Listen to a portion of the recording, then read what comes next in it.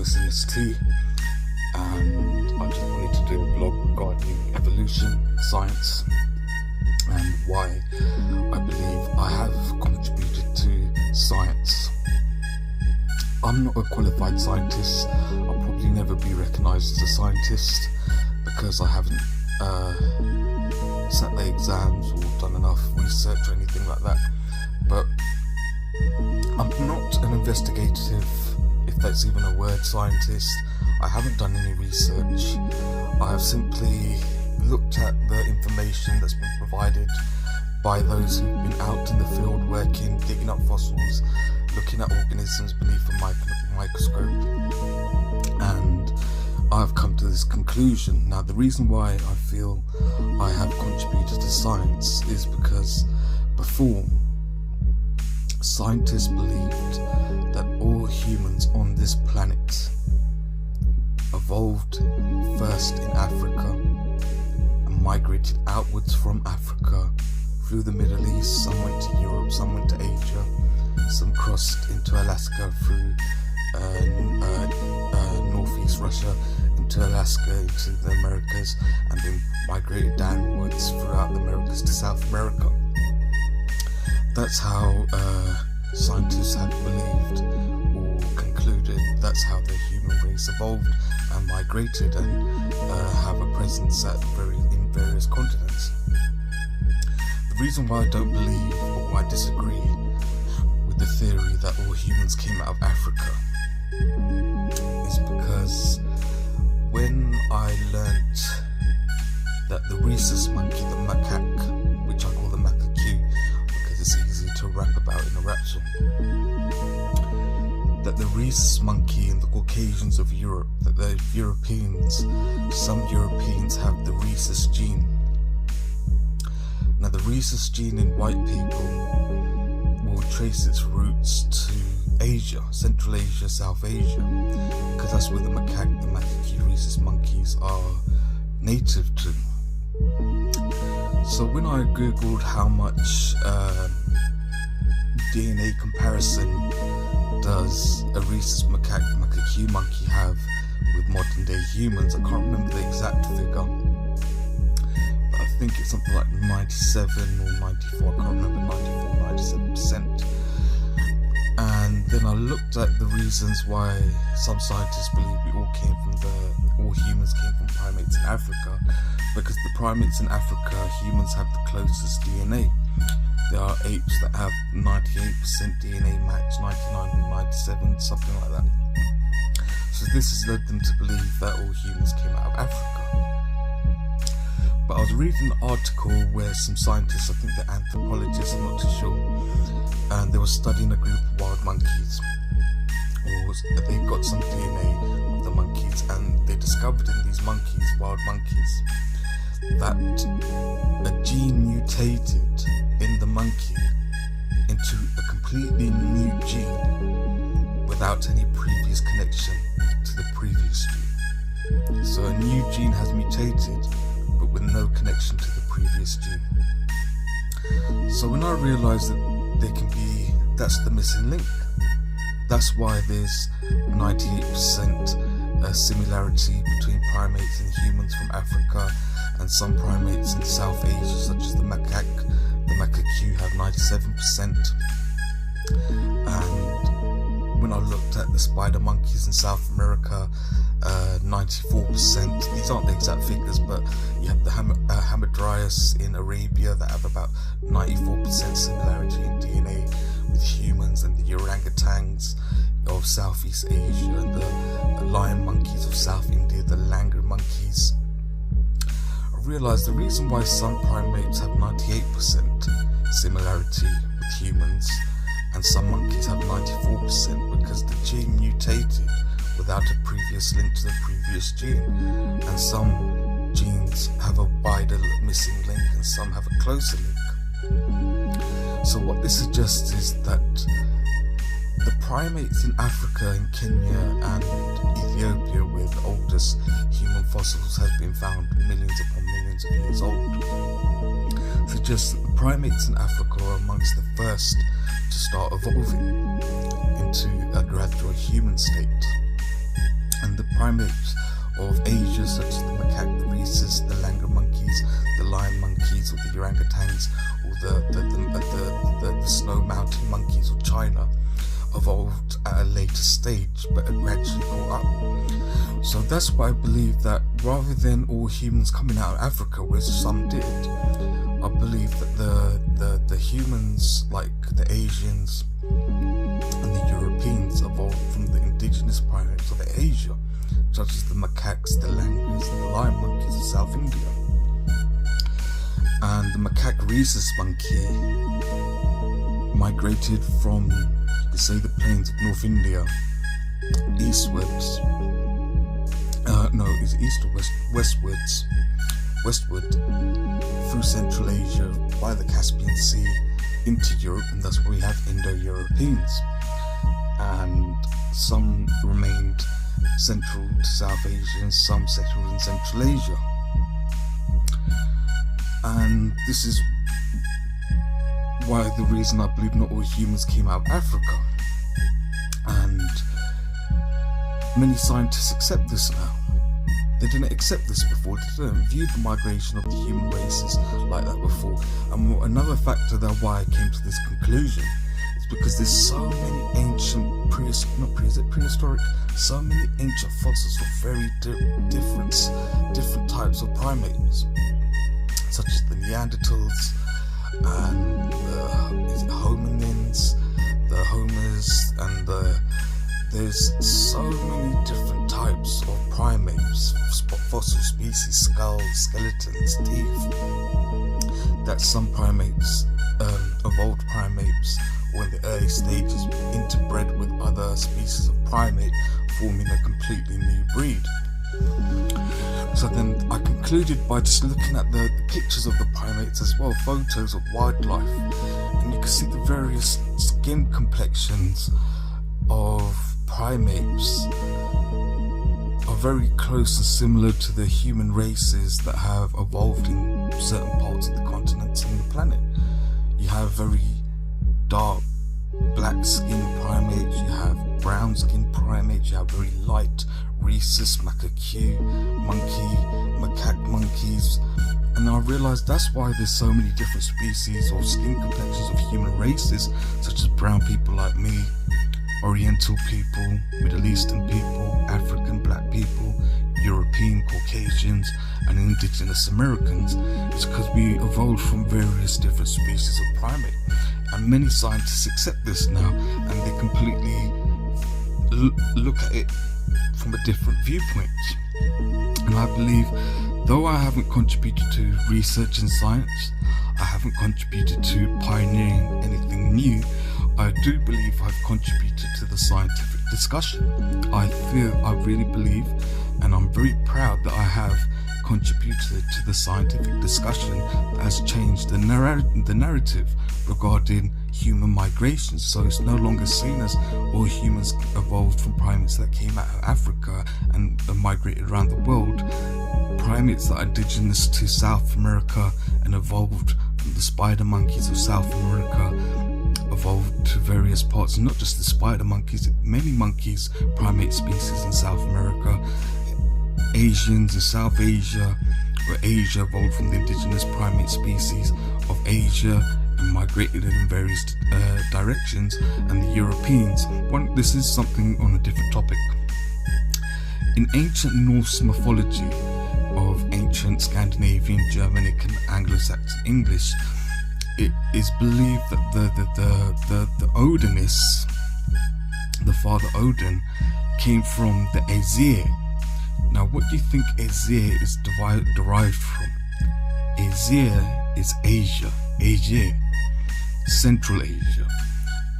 So it's like the macaques they probably got kicked out of Asia for being racist monkeys, because scientists have found racist traits in the rhesus macaque monkeys, or they're just probably just pissed off, I don't know. Peace and love to the left-wing rhesus monkeys, the honky rhesus monkeys. But it's like, that's changed the narrative, and that's because of Guvluv84Arya of OSNST Limited, Gavinder Singh 1984, and I'm very proud of that. Now, You have two types of scientists, not two, there's many types of scientists, but I'll talk about the two main ones. Charles Darwin was not keen, the pioneer of the theory of natural selection. He was not keen on mixing science with religion. He felt religion and science should not go together.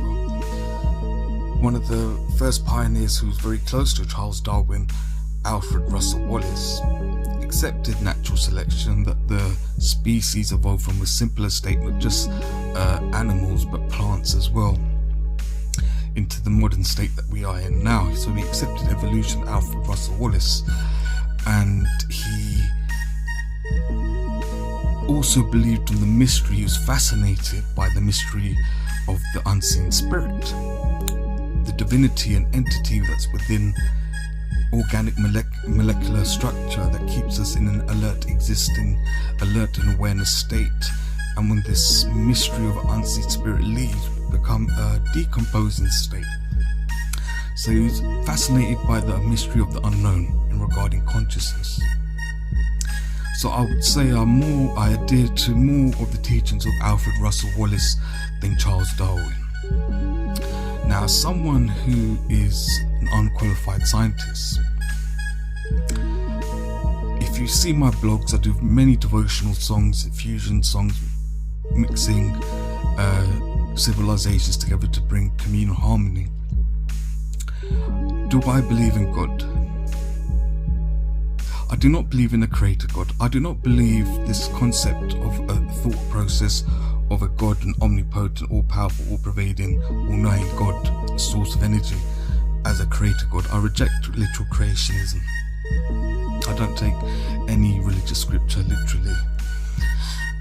But it's like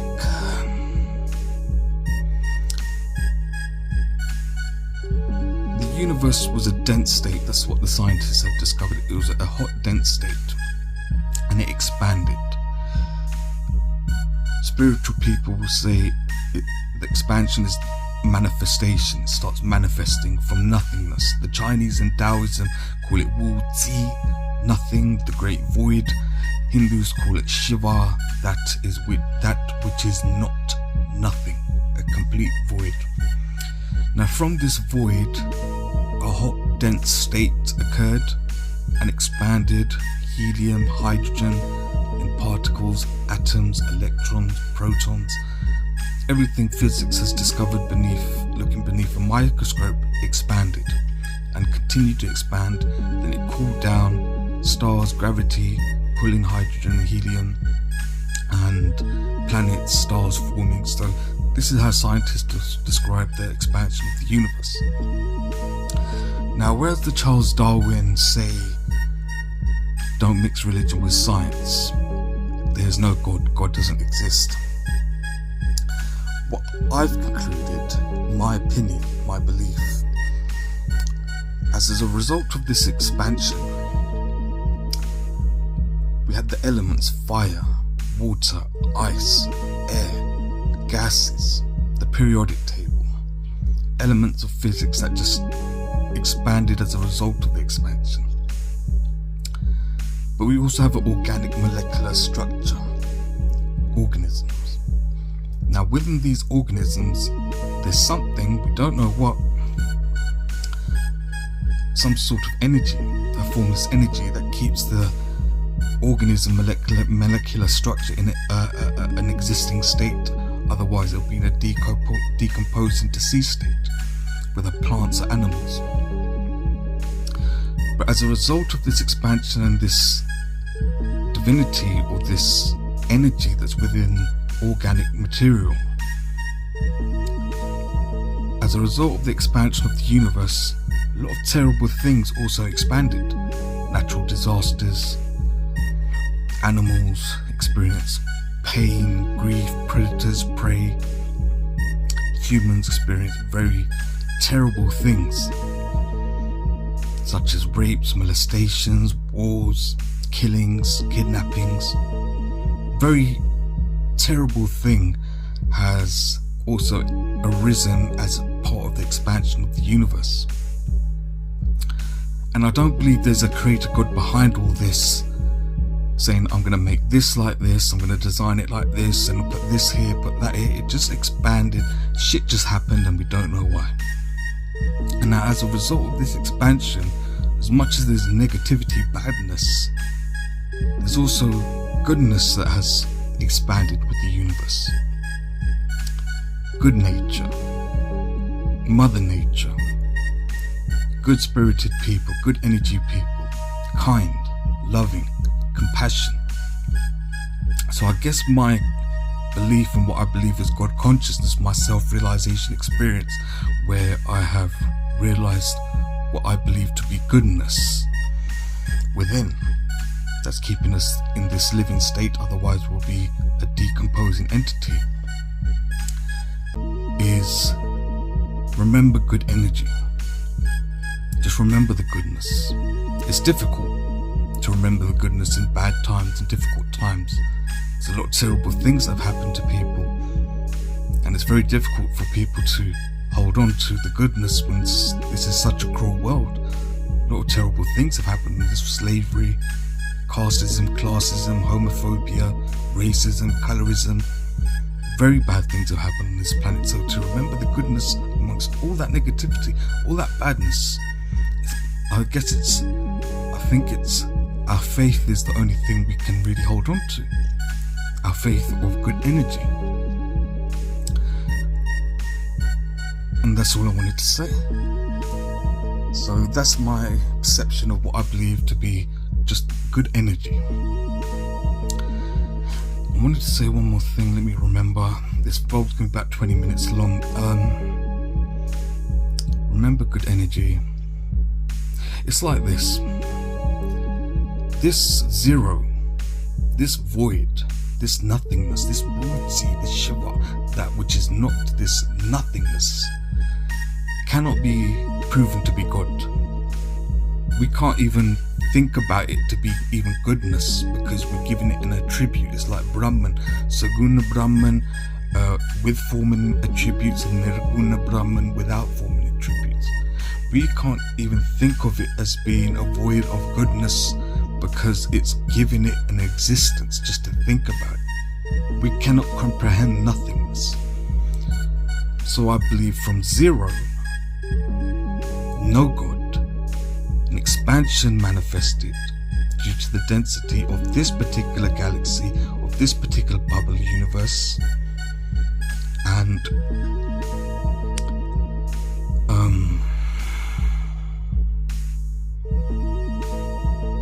sorry, I've got 2 minutes left, so I need to remember what I was going to say. So goodness arose, and from zero, nothing, material manifested and expanded. So if you wanted to draw on a board, zero, nothing, then next to the zero, write one. This one symbolizes material nature. Zero symbolizes formless. If we were to count one in accordance to the number of years you've been on this planet, so in my case it would be 41, I write 11111 41 times. And whenever I perish, whenever I become a decomposing state, write a zero. So from zero, void, we manifest, expand, and then when we perish, we return to zero, the void. But we don't know what this void is. We don't know, we just speculate. But when a one appears, the material appears. This is our rebirth. And our rebirth doesn't necessarily mean on this planet, in this shitty solar system. It could be in any other bubble universe, because what scientists have discovered in regards to density and hot density and hydrogen and helium is according to the physics that have been discovered in this particular pinpoint of a location of a universe. I've had dreams that are like being in computer games, cartoons, enchantment with